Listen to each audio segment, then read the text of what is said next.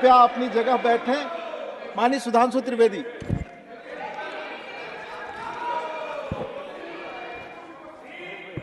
सभापति महोदय, जैसा कि मैं उस समय चर्चा कर रहा था कि राष्ट्रपति महोदया के अभिभाषण में हाल ही में संपन्न चुनावों के विषय में जो बात कही गई, उस संदर्भ में मेरा कहना था कि नीति, नियत, निष्ठा और निर्णय के विकास के प्रति यह समर्पित, विश्वास के प्रति यह समर्पित जनादेश था।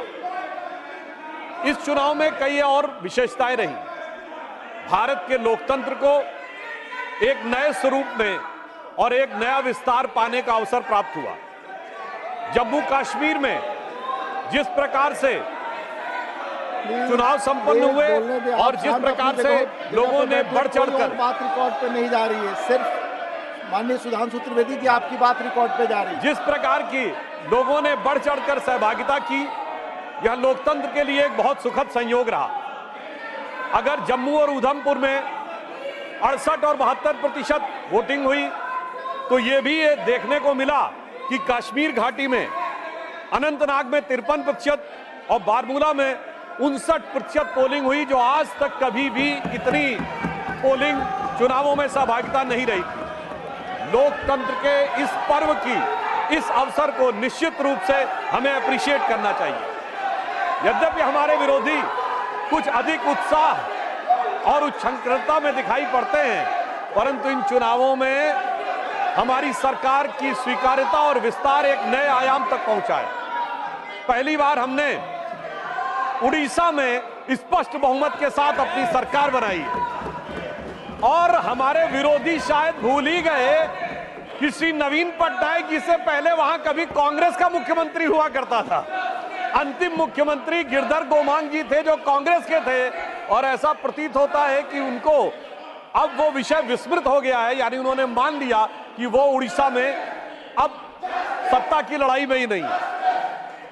दूसरा विषय, इस चुनावों के संदर्भ में दक्षिण भारत का विषय आया था। महोदय, मैं बताना चाहता हूं कि हमारे विरोधी और विशेषकर कांग्रेस पार्टी इस विषय को बहुत उठाते थे कि दक्षिण भारत में उनका बहुत प्रभाव है।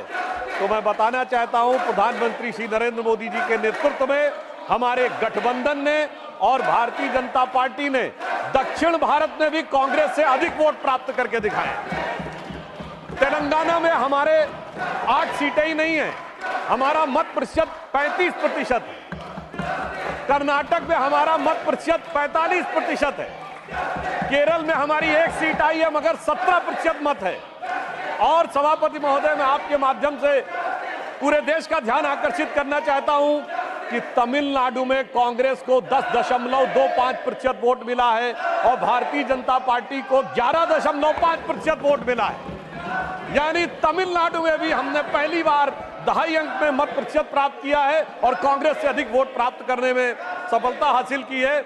यानी किसी जमाने में जब उनका नारा हुआ करता था कि सारे भारत से नाता है और सरकार चलाना आता है, आज वस्तुस्थिति ये हो गई कि इस चुनावों में भारतीय जनता पार्टी ने अपने को मोदी जी के नेतृत्व में सारे भारत से नाता स्थापित करके एक वास्तविक अर्थों में पूरे भारत में अपना प्रभाव रखने वाली और जन समर्थन प्राप्त करने वाली राष्ट्रीय राजनीतिक दल के रूप में अपने को स्थापित किया। यह चुनाव पिछले लोकसभा चुनावों के मुकाबले बहुत अलग था।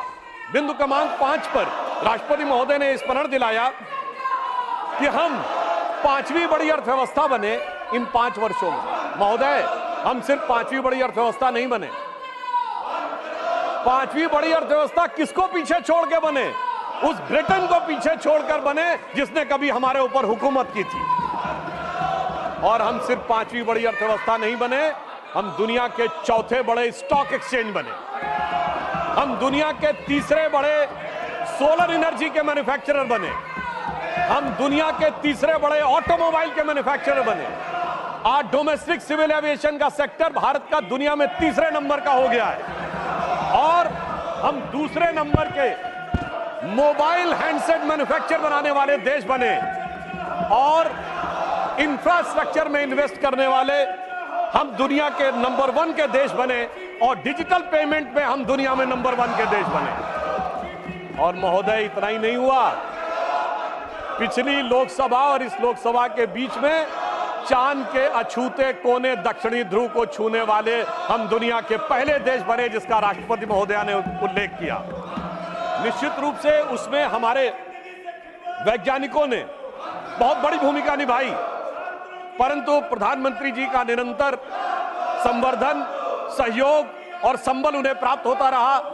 महत्वपूर्ण बात यह रही कि उस पॉइंट का नाम प्रधानमंत्री जी ने क्या रखा? पॉइंट शिव शक्ति, यानी हमारी स्त्री शक्ति को वो स्थान चांद की ऊंचाई तक देने का काम किया। और यहीं पर मैं बताना चाहता हूं सभापति महोदय, इसी समय देश में कुछ राजनीतिक दल ऐसे हैं जो ये कहते हैं कि हिंदू धर्म में जो शक्ति है उससे हमें लड़ना है, और दूसरी तरफ हमारा संकल्प यह है कि उस शक्ति को चांद की ऊंचाई तक ले जाकर स्थापित करना है, जो माननीय प्रधानमंत्री जी के नेतृत्व में हुआ है। महोदय, मैं एक बात और कहना चाहूंगा, चुनाव संपन्न हुए, मगर ये चुनाव एक मामले में इस देश के अद्भुत चुनाव थे। सामान्यतः चुनाव होते हैं, चुनाव परिणाम के दिन एक पार्टी के कार्यालय में मिठाई बंटती है, धूम धड़ाका होता है, दिवाली होती है, और दूसरे की जगह गलियारे खाली नजर आते हैं। मगर ये चुनाव एक ऐसे चुनाव थे महोदय जहां दोनों जगह मिठाई बंट रही थी, दोनों जगह पटाखे छूट रहे थे, भाजपा कार्यालय में भी और कांग्रेस कार्यालय में भी। ऐसा क्यों हो रहा था? हमें तो स्पष्ट बहुमत मिला, लगातार तीसरी बार सरकार बनाई, मगर वहां पर तालियां क्यों बज रही थी महोदय? मैं याद दिलाना चाहता हूं, जो थर्ड अटेम्प्ट में 3 डिजिट की संख्या नहीं प्राप्त कर पाए, चुनाव के बाद उनके चेहरे की चमक देखिए, उनकी आवाज की खनक देखिए, उनके जलवे में धमक देखिए। ऐसा लगता है कि जैसे उन्होंने बहुत बड़ी उपलब्धि हासिल कर ली हो। उसका कारण यह है महोदय कि एक बच्चा होता है जो टॉपर होता है, जिसे डिस्टिंक्शन मार्क्स मिलने थे, वो फर्स्ट डिवीजन मार्क्स पाए तो उसके चेहरे पे वो खुशी नहीं होती है, और धड़ाधड़ फेल होने वाला बच्चा ग्रेस मार्क्स पा के अगर थर्ड डिवीजन पास हो जाए तो उसके चेहरे पे बहुत खुशी होती है। मैं ये भी बताना चाहता हूं महोदय, एक जो हमारे कांग्रेस के साथियों में बहुत उत्साह और उल्लास नजर आ रहा है, तो मैं एक अपना अनुभव बताना चाहता हूं। हमारे जनरेशन के जो लोग हैं उन्हें याद होगा कि उस जमाने में जब परीक्षा का परिणाम आता था तो सिर्फ डिवीजन